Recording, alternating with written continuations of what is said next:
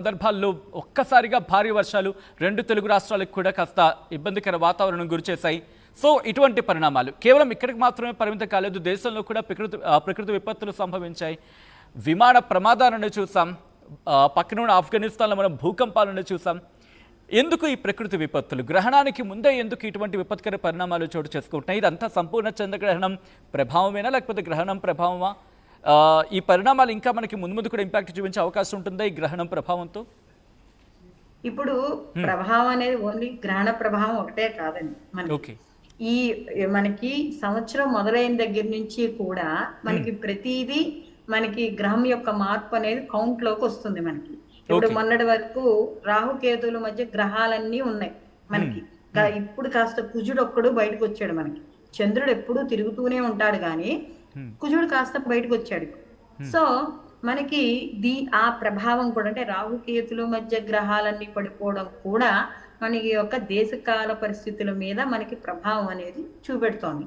అందుకనే మనకి చూడండి, ఇలా ఉగాది వెళ్ళి వచ్చిన తర్వాత కూడా యాక్సిడెంట్స్, ఇందాక మీకు చెప్పినట్టు రైలు యాక్సిడెంట్స్, ట్రైన్స్వి, మనకి విమానాలవి, రోడ్డు ప్రమాదాలు, మనకి ఈ వరదల్లో కొట్టుకుపోయేవాళ్ళు, అంటే జల ప్రళయాలు, మనకి ఆకస్మికంగా వచ్చే వర్షాలు, ఇవన్నీ కూడా. దీంతో పాటు దీని ప్రభావం దేని మీద పడుతుంది? ఆర్థిక వ్యవస్థ మీద పడుతుంది. దీని ప్రభావం అంటే ప్రతిదీ కూడా మనకి లింక్ అయి ఉంటుందండి. ఏదో ఒక్కటి ప్రభావం ఆ ఒక్కదాంతో అనే ఆగిపోదు. మనకి ప్రతి దాని మీద కూడా ఆర్థికం దాని మీద పడుతుంది. దాని తర్వాత దాని స్ట్రెస్ వచ్చి మనకి దేని మీద పడుతుంది? ఏదైనా ఇలాంటి విపత్కరలు జరిగినప్పుడు పోలీసులని, వాడి ఇంటాగ్రేషన్స్ అని, వీటి మీద అన్నిటి మీద పడుతుంది కదా. సో కాబట్టి వ్యవస్థ అనేది కొద్దిగా దాని ఎదుర్కోవాల్సి వస్తుంది, అంటే సమస్యని ఎదుర్కోవాల్సి వస్తుంది.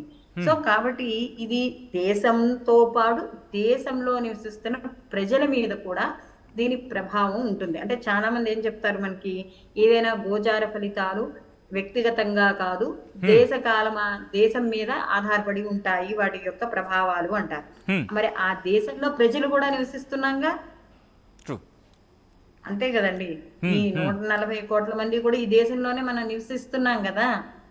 రైట్. అంటే లక్ష్మి గారు, ఇక్కడ నా ప్రశ్న ఏంటంటే, ప్రస్తుత పరిణామాలకి సంబంధించి ఇప్పటికే దేశం కాస్త ఇబ్బందికర వాతావరణం, ఎందుకంటే ప్రకృతి విపత్తులు సంభవిస్తున్న పరిస్థితి ఉంది. దాంతోపాటు పక్కనున్న దేశాల భూకంపాల ప్రభావం మనకు అనిపిస్తోంది.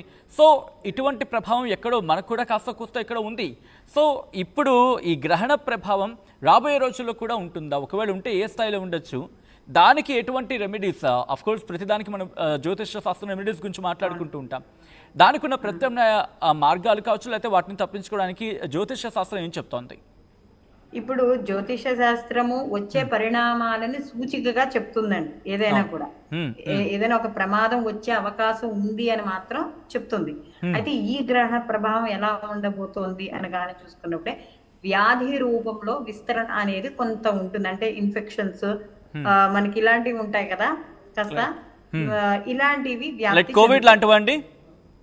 అంటే కోవిడ్ అని మనం ఏం చెప్పలేము. ఇప్పుడు మనకి ఇప్పుడు జనరల్ గా ఉండే వైరస్లు ఉంటున్నాయి కదా, ఆల్రెడీ కోవిడ్ కూడా మనకి మామూలు వైరస్ లానే అయిపోయింది. జనరల్ గా జలుబు దగ్గు రూపంలో అయిపోయింది కదా. సో కాబట్టి మనకి కొన్ని వైరస్ స్ప్రెడ్ అయ్యే అవకాశం అనేది ఉంటుంది. కాస్త విపత్కరమైన పరిస్థితులు, అంటే వాతావరణానికి కానీ చూసుకున్నప్పుడు రోడ్డు ప్రమాదాలు, అలాగే మనకి కొంత ఈ జల ప్రళయాలు అనేవి కొద్దిగా తగ్గుతాయండి. ఇబ్బంది ఏమీ లేదా, ఇప్పుడున్న ఉధృతంగా ఏమి ఉండవు. కొంత ప్రళయాలు అనేవి తగ్గుతాయి. రాజకీయ పరంగా మార్పులు అనేవి ఉంటాయి. కాస్త ఇలాంటివి చోటు చేసుకోవడం అనేది జరుగుతుంది ఖచ్చితంగా. ఇంట్రెస్టింగ్ పాయింట్ అన్నారు. రాజకీయాల మీద ఇంపాక్ట్ అంటే ఇది కారణం ఏంటి? ఎటువంటి మార్పులు చోటు చేసుకునే అవకాశం ఉంటుంది? చెప్పగలరు దాని గురించి ఏమైనా కొంచెం? అంటే ఇప్పుడు రాజకీయాలు అనేటప్పటికీ దీంట్లో కూడా మనం ఓవరాల్ గా చూసుకోవడమే చెప్తుంది కానీ వ్యక్తిగత జాతకాలని మనం చెప్పలేం. ఓవరాల్ గా మనకి చూసుకుంటే మనం దేశ రాజకీయాల పరిస్థితులు గాని చూసుకుంటే ఇప్పుడున్న దాంట్లో గ్రహణంతో సంబంధం ఉందా అంటే చిన్న దాని ప్రభావం కూడా పడుతుంది. ఎలా అంటే ఏదైతే మన భారతదేశం యొక్క ఇప్పుడు ప్రెసెంట్ ఏదైతే కేంద్ర ప్రభుత్వం ఉందో తను తీసుకున్న నిర్ణయాల్లో అప్పటికప్పుడు చిన్న చిన్న ఉద్యమాలు లేకపోతే చిన్న నిరసనలు ఇలాంటివి కొనసాగుతాయి. కానీ తరువాత ఆ నిరసన యొక్క ప్రభావం అనేది తగ్గిపోతుంది, ఆ ఉధృతి తగ్గుతుంది. ఆ ఉధృతి తగ్గిపోతుంది. అంత పెద్ద ఉధృతి ఏమీ ఉండదు. ఎందుకంటే జనాలకి దాని యొక్క వాళ్ళు పెట్టేవాడి యొక్క మంచి తెలుసుకునో, లేకపోతే ఆ ప్రభుత్వం యొక్క మార్పులు చేసుకోవడం వల్ల, మంచి మార్పులు చేసుకోవడం వల్ల ఏవైతే సమ్మెలు ఇలాంటివి ఏవైతే ఉచితంగా చేద్దాం అనుకుని వ్యతిరేకంగా చేద్దామని అనుకుంటారో అవన్నీ కూడా గ్రాడ్యువల్ గా తగ్గడం అనేది ఉంటుందండి. రాష్ట్ర రాజకీయాల్లో కూడా మనకి ఉన్న ప్రభుత్వాల్లో, ఇప్పుడున్న ప్రభుత్వాల్లో కూడా పెద్దగా మార్పులు అంటూ ఏమీ రావు.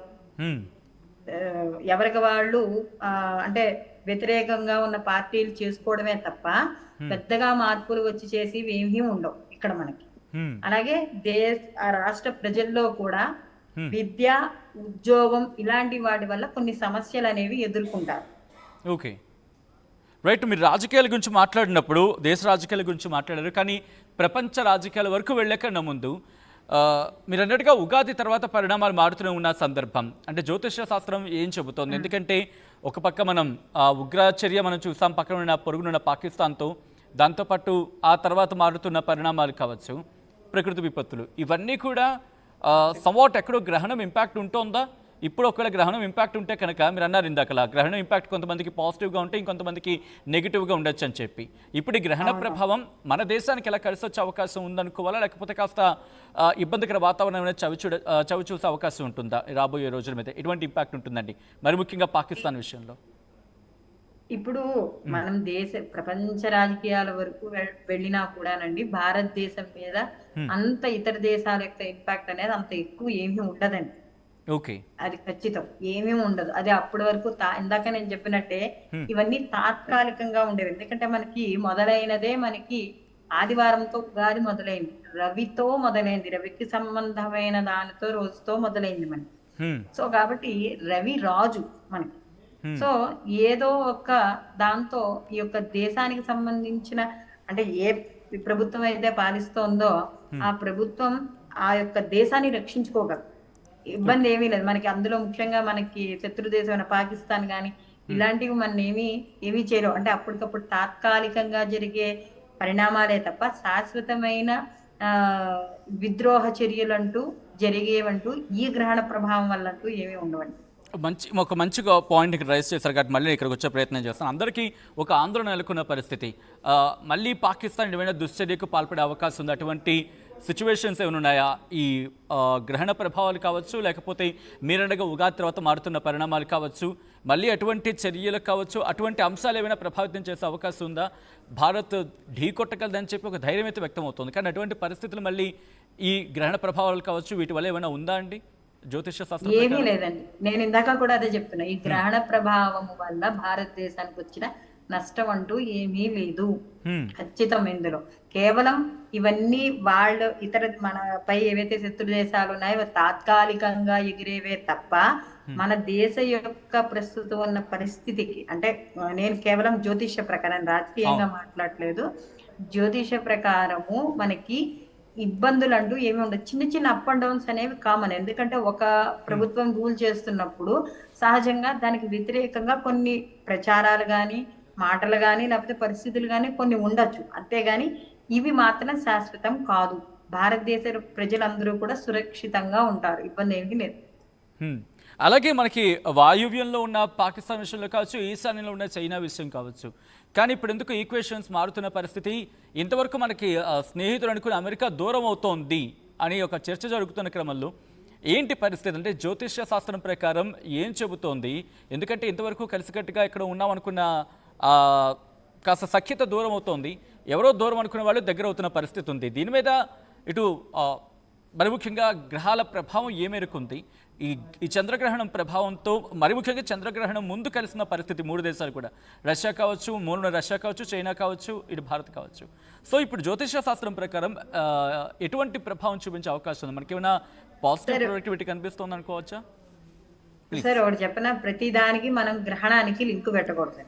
ఫస్ట్ ఆఫ్ ఆల్ మనం కొన్ని ఎలా చూడాలి అంటే, గ్రహణం అనేది దేశ కాల పరిస్థితుల ప్రకారం ఆ యొక్క గ్రహణ సమయానికి దాని ప్రభావం 6 నెలలు. అంటే నేను ఎందుకు మిమ్మల్ని అడిగానంటే, గ్రహణం కొద్ది రోజుల ముందు ఎటువంటి శుభకార్యాలు చేసుకోవద్దు, గ్రహణం కాబట్టి అశుభం, ఈ ఈక్వేషన్ అంటూ ఉంటారు కదా, బట్ అక్కడ కలిసింది గ్రహణం ముందు కాబట్టి కొంతమందిలో ఇంకా ఆ మేబీ అది జాడ్యం అనేది పెద్ద పదం వాడిన కానీ కొంతమందిలో కొంచెం స్టిగ్మాటిక్ ఉండిపోతుంది కదా, అందుకని నేను మీకు ప్రశ్న సంధించాను. అదే ఇప్పుడు ఎట్లా ఉంటుందంటేనండి, గ్రహణం అనేది మనకి ఈసారి భాద్రపద మాసంలోనే